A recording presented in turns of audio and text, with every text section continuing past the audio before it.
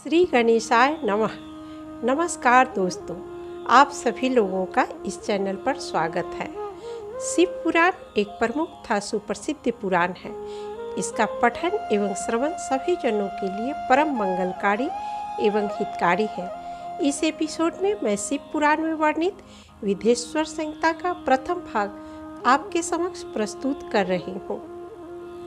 आदि और अंत में तथा मध्य में भी मंगलमय है, जिनकी समानता अथवा तुलना कहीं भी नहीं है। जो आत्मा के स्वरूप को प्रकाशित करने वाले देवता परमात्मा हैं, जिनके 5 मुख हैं और जो खेल ही खेल में अनायास जगत की रचना, पालन और संहार तथा अनुग्रह एवं तिरोभाव रूप 5 प्रबल कर्म करते रहते हैं, उन सर्वश्रेष्ठ अजर अमर ईश्वर अंबिकापति भगवान शंकर का मैं मन ही मन चिंतन करता हूँ।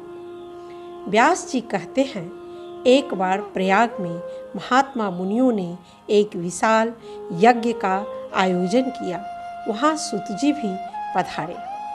महात्माओं ने उन्हें कहा कि तीनों लोकों में भूत, वर्तमान और भविष्य के आप ज्ञाता हैं।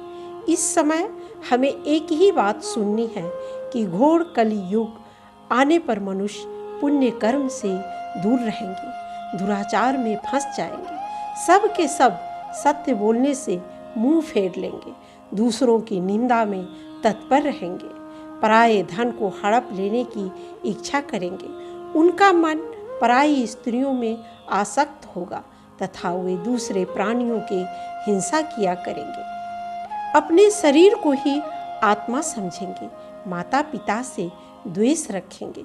सूत जी मन ही मन अपने गुरुदेव व्यास जी का एवं भगवान शंकर का स्मरण करके उनसे इस प्रकार बोले। सूत जी कहते हैं, साधु महात्माओं, यह प्रश्न तीनों लोकों का हित करने वाला है। कलयुग के महान उत्पात तभी तक जगत में निर्भय होकर विचरेंगे जब तक यहाँ शिव पुराण का उदय नहीं होगा। इस पुराण के 12 खंड है। विदेश्वर संहिता, रुद्र संहिता, विनायक संहिता, उमा संहिता, मातृ संहिता, एकादश रुद्र संहिता, कैलाश संहिता, शतरुद्र संहिता, कोटि रुद्र संहिता, सहस्त्र कोटि रुद्र संहिता, वायवीय संहिता तथा धैर्य संहिता। यह 12 संहिता अत्यंत पुण्यमयी मानी गई है। इस पुराण में यह 7 संहिताओं में बटा हुआ है। विदेश्वर संहिता, रुद्र संहिता, शतरुद्र संहिता, कोटि रुद्र संहिता, उमा संहिता, कैलाश संहिता, वायवीय संहिता। मूल शिव पुराण में लाखों श्लोक, श्रेष्ठ मंत्र समूहों का संकलन है। श्रेष्ठ है, जो इसे आदर से पढ़ता और सुनता है वह परम गति को प्राप्त कर लेता है। सूत जी का यह वचन सुनकर वे सब महर्षि बोले, अब आप हमें वेदांत सार सर्वस्वरूप अद्भुत शिव पुराण की कथा सुनाइए। सूत जी कहते हैं, कानों से भगवान के नाम का गुण और लीलाओं का श्रवण, वाणी द्वारा उनका कीर्तन तथा मन के द्वारा मनन, इन तीनों को महान साधन कहा गया है। यह तीनों साधन मुक्ति का उपाय है। तुम लोग तीनों साधनों का ही अनुष्ठान करो। ऋषि बोले, यदि कोई प्राणी इस तीनों में असमर्थ हो तो उसको मोक्ष कैसे मिलेगा? सूत जी बोले, हे सौनक, शंकर के लिंग एवं मूर्ति स्थापना करके या शिवलिंग अथवा शिव मूर्ति के सेवा के लिए अपनी शक्ति के अनुसार धन राशि अर्पित कर दे तो संसार सागर से पार हो सकता है। ऋषियों ने पूछा, सभी देवताओं का मूर्ति में ही पूजा होती है, शिव की पूजा सब जगह मूर्ति में भी और लिंग में भी क्यों होती है? सूत जी कहते हैं, हे ऋषियों, एकमात्र भगवान शिव ही ब्रह्मा रूप होने के कारण निराकार कहे गए हैं। लिंग साक्षात ब्रह्मा का प्रतीक है। अंग आकार से सर्वथा रहित निराकार है। रूपवान होने के कारण सकल या साकार भी कहा गया है। सकल या साकार का मतलब समस्त अंग आकार सहित। यही कारण है कि सब लोग लिंग और मूर्ति दोनों में ही भगवान शिव की पूजा करते हैं। सनत कुमार, लिंग के प्राकट्य का रहस्य सूचित करने वाला प्रसंग मुझे सुनाइए। नंदीश्वर कहते हैं, एक बार ब्रह्मा जी विष्णु लोक में गए। वे विष्णु का अपमान करते हुए और उन्हें अपना पुत्र बताते हुए अपना अनुवर्ती होने का आदेश देने लगे। इधर विष्णु जी अपने क्रोध को दबाकर ब्रह्मा जी को ही अपनी नाभि कमल से उत्पन्न अपना पुत्र बताने लगे और अपने को सृष्टि का पालक होने के नाते ब्रह्मा जी का भी संरक्षण घोषित करने लगे। विष्णु जी ने ब्रह्मा जी से उनके मुख के टेढ़े होने का कारण भी पूछा। ब्रह्मा जी ने अपने को विश्व का पितामह बताते हुए विष्णु पर तथ्य को स्वीकार न करने का आरोप लगाया। दोनों के वाचिक विवाद ने संघर्ष का रूप ले लिया। देवता लोग प्रथम तो रस लेते रहे, परंतु जब उन दोनों ने एक दूसरे पर माहेश्वर और पाशुपत अस्त्र से प्रहार करना आरंभ कर दिया तो देवता उन दोनों को अराजकता फैलाने से रोकने लगे। देवगण भगवान शंकर को सृष्टि का व्यवस्थापक मानते हुए उनकी शरण में उपस्थित हुए और उनके आगे नतमस्तक होकर उनसे ब्रह्मा और विष्णु के संघर्ष को निपटाने के लिए अनुनय विनय करने लगे। देवताओं के अनुरोध पर शिवजी भी अपने गणों सहित वहां पधारे। आकाश मंडल में बादलों में छुपकर ब्रह्मा विष्णु का युद्ध देखने लगे। उन दोनों के प्रलयकारी युद्ध को रोकने के लिए भगवान शंकर स्तंभ का रूप धारण कर दोनों के मध्य आकर खड़े हो गए। उस ज्योति स्वरूप स्तंभ को देखकर दोनों ने युद्ध समाप्त कर दिया और उसके संबंध में परस्पर विचार करने लगे। दोनों ने उसके रहस्य को जानने का निश्चय किया। विष्णु शुकर का रूप धारण कर उसके मूल को देखने के लिए नीचे चले गए और ब्रह्मा हंस का रूप धारण कर उसके अंत को देखने के लिए ऊपर चले गए। दोनों को प्रयत्न करने पर भी इस रहस्य का पता न चल सका। ब्रह्मा ने आकाश में केतकी का फूल देखा और उसे साक्षी रूप में प्रस्तुत करते हुए विष्णु से बोले कि मैंने स्तंभ का अंत पा लिया है। विष्णु ने ब्रह्मा के चरण पकड़ लिए, परंतु शिव जी को ब्रह्मा का छल सहन न हुआ और वे तत्क्षण वहां प्रकट हो गए। विष्णु ने आविर्भूत शिव जी का चरण स्पर्श किया। तब शिव जी ने विष्णु की सत्यवादिता की प्रशंसा करते हुए उन्हें अपनी समानता का वरदान दिया। इधर मिथ्या भाषण के लिए ब्रह्मा जी को दंड देने के लिए जो ही शंकर जी के मन में क्रोध जागृत हुआ, त्यों ही उनकी भौं से भैरव की उत्पत्ति हुई, जिसने शिव जी के आदेश से ब्रह्मा जी का 5वां सिर काट दिया। जब भैरव ब्रह्मा जी के अन्य सिरों को भी काटने को प्रस्तुत हुआ तो ब्रह्मा जी शिव जी के चरणों में गिरकर गिड़गिड़ाने लगे। इधर विष्णु जी भी शिव जी से शांत होने और ब्रह्मा को क्षमा करने की प्रार्थना करने लगे। तब आशुतोष भगवान ने प्रसन्न होकर भैरव को विरत होने का आदेश दिया और ब्रह्मा को सत्कार, स्थान और उत्सव से विहीन कर दिया। ब्रह्मा के पश्चाताप करने और गिड़गिड़ाने पर शिव जी ने उन्हें गणों का आचार्य बना दिया। केतकी पुष्प को भी शिवजी ने मिथ्या साक्ष्य के अपराध के दंड स्वरूप अपनी पूजा के अधिकार क्षेत्र से वंचित कर दिया। बाद में उनके अनुनय विनय पर परिपुष्ट होकर शिवजी ने अपने मंडप की रचना का शिरोमणि पुष्प होने का वरदान देकर उसे कृत्य कर दिया। इसके उपरांत ब्रह्मा और विष्णु ने विविध वस्तुएं समर्पित करके भगवान शंकर की षोडशोपचार से पूजा की। शंकर भगवान ने उन दोनों को समझाया कि वास्तव में वे शिव जी ही ईश्वर हैं। अज्ञान और भ्रमवश आप दोनों ने अपने आप को ईश्वर मान लिया था और निरर्थक ही आप दोनों ने में संघर्ष छिड़ गया था। अब इस मिथ्या कल्पना को छोड़कर आप दोनों मुझ में ही ब्रह्मा दृष्टि करो और मेरी इस लिंग को ही मुझे निराकार का साकार रूप मानकर इसकी पूजा करो। आज का दिन मेरे नाम से शिवरात्रि का दिन कहलाएगा और इस दिन उमा सहित मेरी लिंग स्वरूप में पूजा करने वाला मुझे कार्तिकेय से भी अधिक प्रिय होगा। ब्रह्मा और विष्णु ने पूछा, हे महादेव, सृष्टि आदि 5 कृत्यों के लक्षण क्या है, हम दोनों को बताइए। भगवान शिव बोले, मेरे कर्तव्यों को समझना अत्यंत गहन है। सृष्टि, पालन, संहार, तिरोभाव और अनुग्रह, यह 5 ही जगत संबंधी है जो नित्य सिद्ध है। पृथ्वी से सबकी सृष्टि होती है, जल से सबकी वृद्धि होती है एवं जीवन रक्षा होती है। आग सबको जला देती है, वायु सबको एक स्थान से दूसरे स्थान ले जाती है और आकाश सबको अनुग्रहित करती है। इन 5 कृत्यों का भार वहन करने के लिए ही मेरे 5 मुख हैं। फिर महादेव ने कहा कि मेरे 5 मुखों से ओंकार का प्राकट्य हुआ है, इसीलिए इसे मेरा ही स्वरूप समझना चाहिए।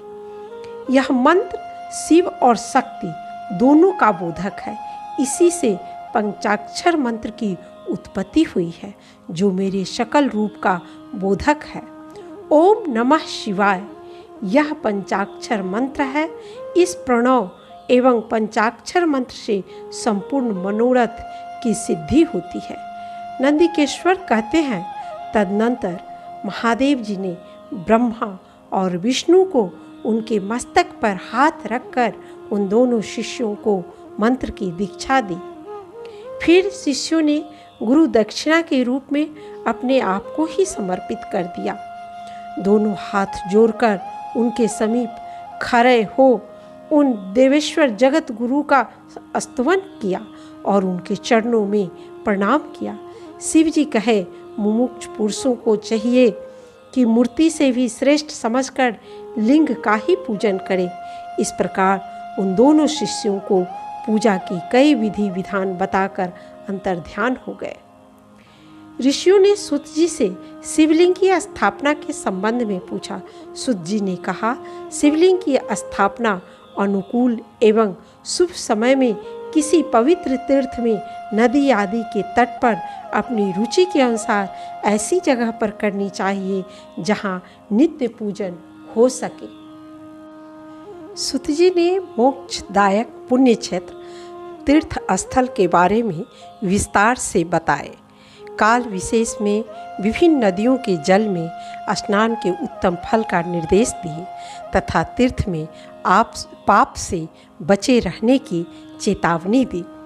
तीर्थ क्षेत्र में जाने पर मनुष्य को सदा स्नान, दान और जप आदि करना चाहिए। पुण्य क्षेत्र में पाप कर्म किया जाए तो वह और भी दृढ़ हो जाता है। सिंधु और सतलज, सरस्वती, गंगा, सोनभद्र, नर्मदा, गोदावरी, कृष्णवेणी, तुंगभद्रा, स्वर्णमुखी, सरस्वती नदी, पंपा सरोवर, कन्याकुमारी, अंतरीप, कावेरी, यमुना, ताम्रपर्णी, वेगवती, इन सारी नदियों में स्नान करने से अभिष्ट वस्तुओं की प्राप्ति होती है और मनुष्य द्वारा किया गया पाप निश्चय ही नाश हो जाता है। सभी वर्णों के मनुष्यों को चाहिए कि वह ब्रह्म मुहूर्त में उठकर पूर्वाभिमुख हो। सबसे पहले देवताओं का, फिर धर्म का, अर्थ का, उसकी प्राप्ति के लिए उठाए जाने वाले क्लेशों का तथा आय और व्यय का भी चिंतन करें। मुमुक्ष ब्राह्मण को सदा ज्ञान का भी अभ्यास करना चाहिए। धर्म से अर्थ की प्राप्ति होती है, अर्थ से भोग सुलभ होता है, फिर उस भोग से वैराग्य की संभावना होती है। धन द्वारा किया जाने वाला कार्य यज्ञ यज्ञादि दान, मंदिर, वापी, कूप आदि का निर्माण द्रव्य धर्म कहलाता है और देह द्वारा किए जाने वाला कार्य तीर्थ स्थान, तप, पूजा तथा देव दर्शन आदि देह धर्म कहलाता है।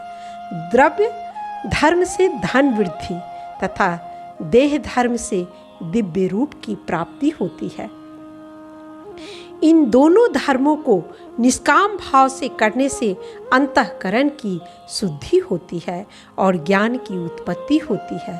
सूत जी कहते हैं, ऋषियों, सतयुग में ध्यान से, त्रेता में तप से और द्वापर में भजन योग से ज्ञान की प्राप्ति होती थी, परंतु इस कलयुग में प्रतिमा पूजन से ही ज्ञान की प्राप्ति सुलभ है।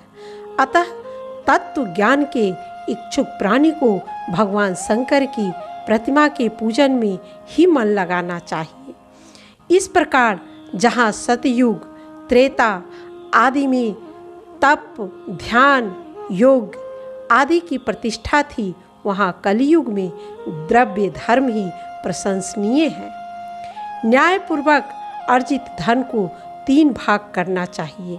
एक भाग को घर कार्यों में, एक भाग को व्यापार वृद्धि में और एक भाग को भवन निर्माण तथा विवाह आदि उत्सव समारोह में खर्च करना चाहिए। कृषि से उत्पन्न धन के 10वां भाग को और व्यापार में उत्पन्न धन के 6 भाग को दान न करने वाला प्राणी सदाचार का घातक होता है।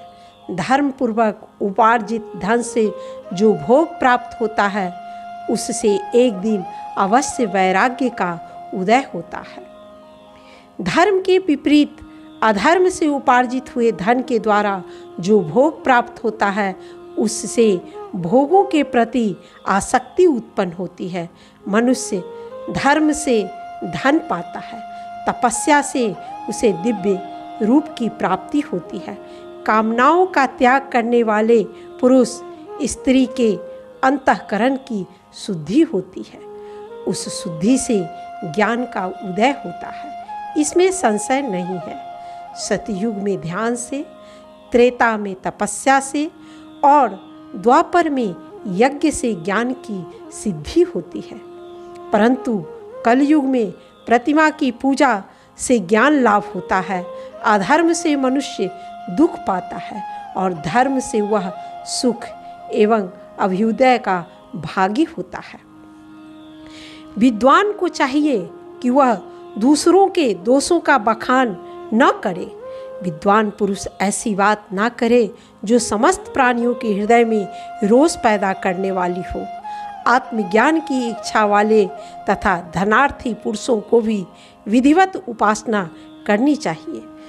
जो सदा ब्रह्मा यज्ञ में तत्पर होते हैं, देवताओं की पूजा में लगे रहते हैं, अग्नि पूजा में अनुरक्त होते हैं तथा ब्राह्मणों को तृप्त किया करते हैं, वे सब लोग स्वर्ग लोक के भागी होते हैं।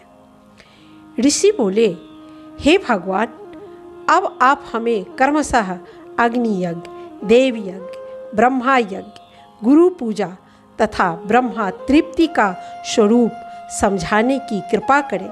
सूत जी बोले, ये 5 महायज्ञ बड़े ही पुण्य स्वरूप तथा शुभदायक हैं। मैं आप लोगों को इनका स्वरूप समझाता हूँ। अग्नि में द्रव्ययुक्त हवन करना अग्नि यज्ञ कहलाता है। इस यज्ञ के कई रूप हैं। समिधा द्वारा हवन करना, आत्मा में ही अग्नि को आरोपित करना आदि। सायकाल की अग्नि आहुति से संपत्ति वृद्धि और प्रातः काल की अग्नि आहुति से आयु वृद्धि होती है। इंद्रादिक देवताओं की तृप्ति के लिए अग्नि में आहुति दी जाती है। वह यज्ञ अग्नि यज्ञ देव यज्ञ कहलाता है। नियम पूर्वक वेद वेदांगों का अध्ययन ब्रह्मा यज्ञ कहलाता है। वेद पाठी तत्वज्ञ गुरु को अन्न, वस्त्र, धन, धनादि से संतुष्ट करना गुरु पूजा कहलाती है। नियम पालन करते हुए धर्माचरण आत्मा रूप ब्रह्मा की तुष्टि है। अग्नि के बिना देव यज्ञ कैसे संपन्न होता है? तुम लोग श्रद्धा से और आदर पूर्वक सुनो। सृष्टि के आरंभ में दयालु और सर्व सामर्थ्य महादेव जी ने समस्त लोगों के उपकार के लिए वाणों की कल्पना की। भगवान शिव संसार रूपी रोग को दूर करने के लिए वैद्य हैं, सबके ज्ञाता और समस्त औषधियों के भी औषध हैं। उन भगवान ने पहले अपने वार की कल्पना की जो आरोग्य प्रदान करने वाला है। तत्पश्चात अपनी माया शक्ति का वार बनाया जो संपत्ति प्रदान करने वाला। भगवान शिव ने 7 वारों का स्वामी निश्चित किया। वह सब के सब ग्रह नक्षत्रों के ज्योतिर्मय मंडल में प्रतिष्ठित हैं। शिव के वार या दिन स्वामी सूर्य हैं। शक्ति संबंधी वार के स्वामी सोम हैं। कुमार संबंधी दिन के अधिपति मंगल हैं। विष्णु वार के स्वामी बुध हैं। ब्रह्मा जी के वार के अधिपति बृहस्पति हैं। इंद्र वार के स्वामी शुक्र और यम वार के स्वामी शनिश्चर है। अपने अपने वार में की हुई उन देवताओं की पूजा उनके अपने अपने फल को देने वाली होती है। सूर्य आरोग्य के और चंद्रमा संपत्ति के दाता हैं। मंगल व्याधियों का निवारण करते हैं। बुध पुष्टि देते हैं। बृहस्पति आयु की वृद्धि करते हैं। शुक्र भोग देते हैं और शनिश्चर मृत्यु का निवारण करते हैं। अपने वार में की हुई उन देवताओं की पूजा उनके अपने अपने फलों को देने वाली होती है। शुभ फल की इच्छा रखने वाले मनुष्यों को 7 ही वारों का अपनी भक्ति के अनुसार सदा देव पूजन करना चाहिए। अन्य देवताओं की भी पूजा का फल देने वाले भगवान शिव ही हैं। ऋषि के अनुरोध पर उन्हें पूजा के योग्य देश काल बताते हुए सूत जी कहते हैं, महर्षियों, देव यज्ञ आदि कर्मों में अपना शुद्ध गृह समान फल देने वाला होता है। गौशाला, जलाशय तट, बेल, तुलसी एवं पीपल वृक्ष, देवालय, तीर्थ भूमि का तट, सप्त गंगा, नदियों का किनारा, समुद्र का तट, पर्वत के शिखर का प्रदेश, इन सब जगहों पर किया गया देव यज्ञ काफ़ी फल मिलता है। परंतु सबसे पहले अधिक महत्व का वह स्थान जानना चाहिए जहाँ मन लग जाए। सूर्य ग्रहण, चंद्र ग्रहण, मकर संक्रांति, इन सब समयों पर किया गया दान तप काफ़ी फलदायी होता है। शुद्ध अंतःकरण वाले पुरुष को शुद्ध एवं पवित्र दिन संफल देने वाला होता है। स्त्री हो या पुरुष, जो भी भूखा हो वही अन्य दान का पात्र है। जिसको जिस वस्तु का इच्छा हो उसे वह वस्तु बिना मांगे ही दे दी जाए तो उस दान का पूरा फल प्राप्त होता है। वेद शास्त्र गुरु के मुख से या स्वयं ही बोध प्राप्त करने के पश्चात जो बुद्धि का यह निश्चय होता है कि कर्मों का फल अवश्य मिलता है, उसी को उच्च कोटि की आस्तिकता कहते हैं। तपस्या और दान, ये 2 कर्म मनुष्य को सदा करना चाहिए। ईश्वरा अर्पण बुद्धि से यज्ञ, दान आदि कर्म करके मनुष्य मोक्ष फल का भागी होता है। ऋषियों ने सूत जी से पार्थिव प्रतिमा की पूजा का विधान पूछा। सूत जी बोले, पृथ्वी आदि की बनी हुई देव प्रतिमाओं की पूजा इस भूतल पर अभीष्टदायक मानी गई है। निश्चय ही इसमें पुरुषों का और स्त्रियों का भी अधिकार है। जलाशय से मिट्टी लेकर आए और उसे शुद्ध करके हाथ से प्रतिमा बनाए और दूध से उसका सुंदर संस्कार करें। तदनंतर उसे पद्मासन पर स्थापित करके आदरपूर्वक उसका पूजन करें। गणेश, सूर्य, विष्णु, दुर्गा और शिव की प्रतिमा का, शिव का एवं शिवलिंग सदा पूजन करना चाहिए। देवता का अभिषेक करने से आत्मशुद्धि होती है। गंध से पुण्य की प्राप्ति होती है, नैवेद्य लगाने से आयु बढ़ती और तृप्ति होती है, धूप निवेदन करने से धन की प्राप्ति होती है, दीप दिखाने से ज्ञान का उदय होता है और तांबूल समर्पण करने से भोग की उपलब्धि होती है। पूजा के अंत में सदा ही जप और नमस्कार करने चाहिए। परमानंद का लाभ लेने के लिए शिवलिंग का विशेष रूप से पूजन करें। देवी माँ जगत की माता है और भगवान शिव जगत के पिता। जो इनकी सेवा करता है उस पर इन दोनों माता पिता की कृपा बढ़ती रहती है। वह पूजक पर कृपा करके उसे अपना आंतरिक ऐश्वर्य प्रदान करते हैं। जीव जन्म मृत्यु रूपी बंधन के निवृत्ति के लिए जन्म के अधिष्ठान भूत मातृ पितरों स्वरूप शिवलिंग का पूजन करना चाहिए। गाय का दूध, गाय का दही और गाय का घी, इन तीनों को पूजन के लिए शहद और शक्कर के साथ पृथक पृथक भी रखें और इन सब को मिलाकर पंचामृत भी तैयार कर लें। इनके द्वारा शिवलिंग का अभिषेक एवं स्नान कराएं। फिर गाय के दूध और अन्न के मेल से नैवेद्य तैयार करके प्रणव मंत्र के उच्चारण पूर्वक उसे भगवान शिव को अर्पित करें। लिंगों की नित्य पूजा करने से साधक जीवन मुक्त हो जाता है। ऋषि बोले, हे सूत जी, हमें षड्लिंग स्वरूप प्रणव का महात्म्य तथा शिव भक्त पूजन का प्रकार बताए। सूत जी ने कहा, आपने बहुत सुंदर प्रश्न पूछा है। इसका जवाब तो महादेव ही जानते हैं, दूसरा कोई नहीं। तथापि भगवान शिव की कृपा से ही मैं इसे बताता हूँ। प्र नाम है प्रकृति से उत्पन्न संसार रूपी महासागर का। प्रणव इससे पार करने के लिए दूसरी नाव है, इसलिए इस ओंकार को प्रणव की संज्ञा देते हैं। दूसरा ओंकार अपने जप करने वाले साधकों से कहता है, प्रपंच न नहीं है। वह तुम लोगों के लिए इस नाम से भी प्रणव ज्ञानी द्वारा जाना जाता है। इसका दूसरा भाव यह है, प्रकृषण न नयेत, वह युष्मान मोक्षम इति वा प्रणव। यथार्थ यह तुम सब उपासकों को बलपूर्वक मोक्ष तक पहुंचा देगा अथवा प्रकृष्ट रूप से नौ दिव्य पर परमात्म ज्ञान प्रकट करता है, यानी शिव स्वरूप कर देता है। इसलिए वह प्रणव है। प्रणव के दो भेद बताए गए हैं, स्थूल और सूक्ष्म। एक अक्षर रूप जो ओम है उसे सूक्ष्म प्रणव जानना चाहिए और नमः शिवाय इस 5 अक्षर वाले मंत्र को स्थूल प्रणव समझना चाहिए।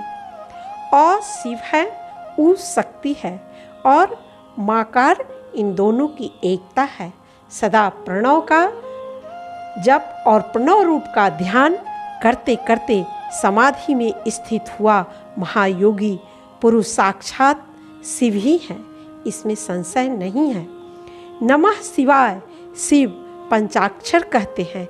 इस पंचाक्षर के जप से मनुष्य संपूर्ण सिद्धियों को प्राप्त कर लेता है। पंचाक्षर मंत्र के आदि में ओंकार लगाकर ही सदा उसका जप करना चाहिए।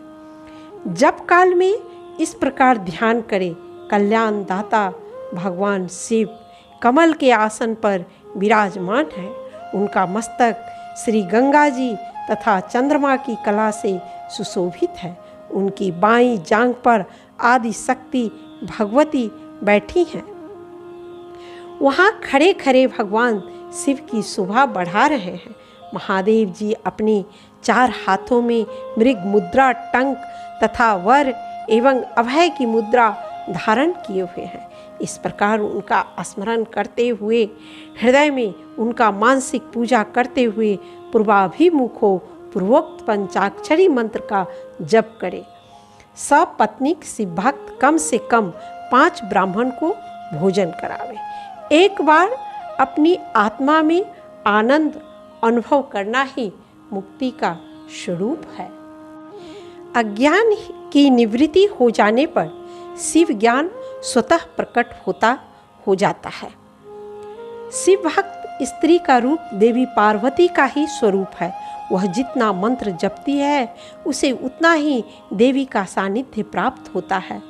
जो शिव लिंगोपासक शिव भक्तों की सेवा आदि करके उसे आनंद प्रदान करता है, उस पर भगवान शिव बड़े प्रसन्न होते हैं। सूत जी कहते हैं, जो प्रकृति आदि 8 बंधनों से बंधा हुआ है वह जीव बद्ध कहलाता है, और जो इन 8 बंधनों से छूटा हुआ है उसे मुक्त कहते हैं। प्रकृति आदि को बस में कर लेना मोक्ष कहलाता है। जीव को उसके प्रारब्ध कर्मानुसार सुख दुख प्राप्त होते हैं। शिव की पूजा करने से मुक्ति स्वतः प्राप्त हो जाती है। इसलिए जीव को जन्म से लेकर मृत्यु तक शिव का पूजा करते रहना चाहिए। आज का ये एपिसोड यहीं समाप्त होता है। मिलते हैं फिर अगले एपिसोड में। तब तक आप सभी लोग अपना ख्याल रखें और महादेव की कृपा आप सब पर बनी रहे।